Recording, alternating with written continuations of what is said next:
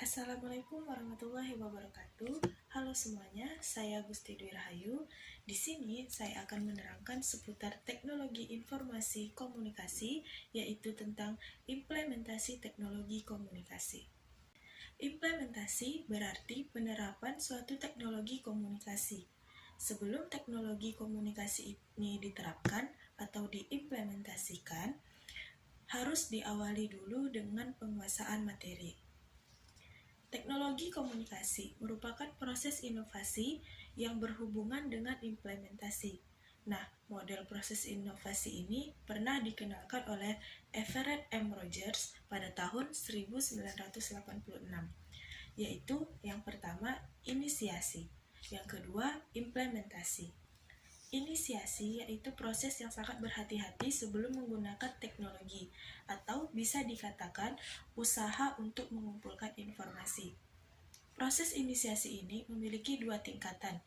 Yang pertama yaitu setting agenda atau muncul ide untuk mengadopsi teknologi, dan tingkat yang kedua yaitu matching, yaitu mencocokkan teknologi komunikasi dengan kebutuhan. Nah, jika setting agenda dan matching ini positif, maka bisa mempunyai keinginan untuk menggunakan teknologi komunikasi. Model proses inovasi yang kedua adalah implementasi, yaitu suatu penerapan teknologi komunikasi dalam kehidupan sehari-hari dan juga berarti seluruh kegiatan dan aktivitas yang dilakukan untuk menggunakan teknologi komunikasi yang diharapkan. Implementasi ini mempunyai 3 tingkatan. Yang pertama ada redefining, yaitu mengatur, menyusun, bahkan memodifikasi struktur untuk keperluan teknologi komunikasi. Yang kedua ada clarifying, yaitu untuk meyakinkan semua anggota atau individu tentang seluk-beluk teknologi komunikasi, sehingga komunikasi tidak menjadi sesuatu yang asing lagi. Selanjutnya yang ketiga ada routinizing. Nah, routinizing ini sudah menjadi sebuah kebiasaan dalam kehidupan sehari-hari dan mengungkapkan bahwa teknologi itu bukan sesuatu yang asing lagi. Nah, selanjutnya ada difusi inovasi. Nah, sebelum kita membahas lebih lanjut, apakah sebuah teknologi komunikasi itu langsung diimplementasikan? Nah, tentu saja tidak, karena teknologi komunikasi itu harus ditemukan, kemudian disebarkan, lalu diterima dan akhirnya diterapkan di dalam masyarakat. Namun, tidak semudah itu untuk menerima teknologi baru dalam kehidupan masyarakat. Ada beberapa penolakan dari masyarakat karena disebabkan yang pertama adalah kebiasaan. Tentu dengan adanya teknologi baru, maka akan merubah kebiasaan masyarakat, dan masyarakat juga akan menerima penemuan teknologi baik cepat ataupun lambat seiring berjalannya waktu. Selanjutnya yaitu pola pikir. Karena perbedaan pola pikir di masyarakat akan mempengaruhi teknologi komunikasi yang baru. Selanjutnya, kemapanan. Nah, tidak semua masyarakat mampu untuk menyeimbangi penemuan teknologi komunikasi yang baru. Tentu dengan adanya kemapanan akan mendukung dan akan merubah masyarakat seiring perkembangan masyarakat tersebut. Nah, bagaimana sih teknologi baru itu dikomunikasikan ke masyarakat? Nah, agar tersebarnya ke masyarakat membutuhkan beberapa elemen pokok.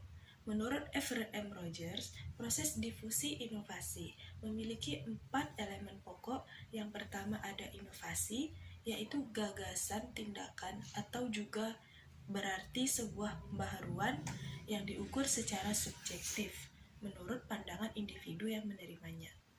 Kemudian saluran komunikasi, yaitu alat untuk menyampaikan pesan-pesan inovasi dari sumber kepada penerimanya. Selanjutnya ada jangka waktu atau proses keputusan inovasi, dan sistem sosial yang berarti sekumpulan unit yang berbeda baik secara fungsional dan terikat dalam kerjasama untuk memecahkan masalah dalam mencapai tujuan bersama. Selanjutnya adalah proses adopsi teknologi. Nah, sebagaimana yang kita ketahui, sebuah inovasi tidak bisa begitu saja diterima oleh masyarakat.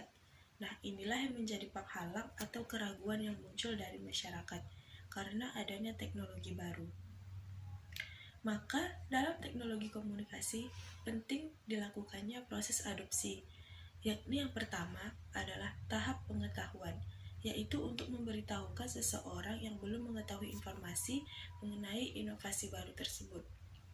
Nah, kemudian ada tahap persuasi, yaitu tahap yang berada pada wilayah pemikiran calon penggunanya. Dan tahap ini merupakan langkah di mana seseorang bisa mempertimbangkan apa yang ia akan adopsi inovasi tersebut ataupun tidak mengadopsinya. Yang ketiga, ada tahap pengambilan keputusan. Nah, yang keempat, ada tahap implementasi, yaitu tahap yang sudah mengadopsi inovasi dan mulai menggunakan sambil mempelajari lebih jauh tentang inovasi tersebut. Yang terakhir, ada tahap konfirmasi. Nah, tahap ini adalah proses menerima dan mengimplementasikan inovasi tersebut. Nah, selanjutnya kita akan membahas tentang kategori adopter atau tipe individu. Nah, Average M. Rogers pernah mengenalkan kurva adopsi yang bisa dijadikan pedoman bagaimana masyarakat itu bisa cepat dalam menerima inovasi. Yang pertama ada inovator. Inovator ini merupakan orang yang pertama kali mengenalkan adopsi ini dan juga berani dalam mengambil resiko. Yang kedua ada adopter awal. Nah, yang termasuk ke dalam kelompok ini bisa disebut sebagai para perintis dalam penerimaan inovasi, yaitu sekitar 14%. Adopter awal ini seperti para pemuka pendapat atau orang-orang yang dihormati karena bisa menghasilkan banyak opini dari kelompok lainnya. Nah, yang ketiga adalah mayoritas awal. Kelompok ini adalah pengikut-pengikut awal dalam proses adopsi yang berjumlah sekitar 34%, dan mereka adalah adopter yang penuh dengan pertimbangan dan interaksi internal yang tinggi. Selanjutnya ada mayoritas akhir, yaitu orang yang terlalu hati-hati dan bahkan ragu dalam mengambil dan mempertimbangkan ekonomi atau tekanan sosial. Nah, biasanya mereka menunggu orang lain lebih dahulu untuk mencobanya, kemudian barulah mengambil keputusan untuk ikut mengadopsinya atau tidak. Selanjutnya ada kelompok tertinggal, yaitu kelompok yang bisa dikatakan tradisional, terisolasi, serta wawasannya terbatas dan sumber dayanya juga terbatas. Nah, mereka cenderung tidak mau mencoba hal-hal yang baru. Selanjutnya ada implementasi teknologi bagi organisasi.